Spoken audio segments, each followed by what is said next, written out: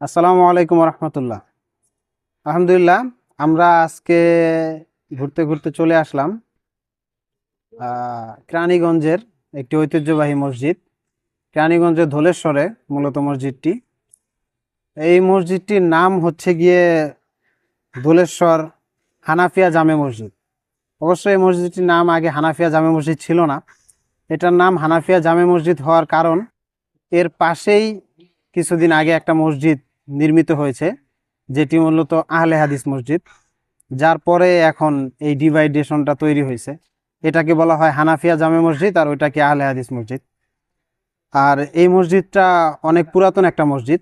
এই মসজিদটি সর্বপ্রথম নির্মাণ করা হয় বাংলা 1275, ইংরাজি 1868 এবং আরবি 1285 সনে। খুবই পুরাতন একটি মসজিদ। আলহামদুলিল্লাহ, মসজিদটি দেখতেও যথেষ্ট সুন্দর এবং এই মসজিদটা সম্পূর্ণ লাল। মসজিদটার ইন্টেরিয়র যে ডিজাইন করেছে তার থিম ছিল এরকম হয়তোবা। মসজিদটা সম্পূর্ণ সবুজে ঘেরা এবং সম্পূর্ণ লাল কালার রং করা একটা মসজিদ। হ্যাঁ, লাল রঙের একটি মসজিদ। এবং অনেকে এটাকে কাচের মসজিদ নামেও চিনে, অনেকে লাল মসজিদ নামেও চিনে।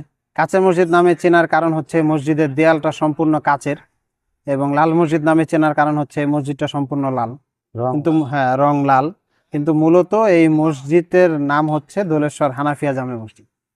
আপনারা কেউ যদি এখানে ঘুরতে আসতে চান তাহলে নারায়ণগঞ্জ থেকে আনন্দ বাস করে ধলেশ্বর গুদারাঘাটের এখানে নামলে সেখান থেকে গুদারা পার হয়ে 5 টাকা দিয়ে, তারপরে এখান থেকে হয়তো 1 মিনিট লাগবে গুদারাঘাট থেকে আসতে, হেঁটে আসতে।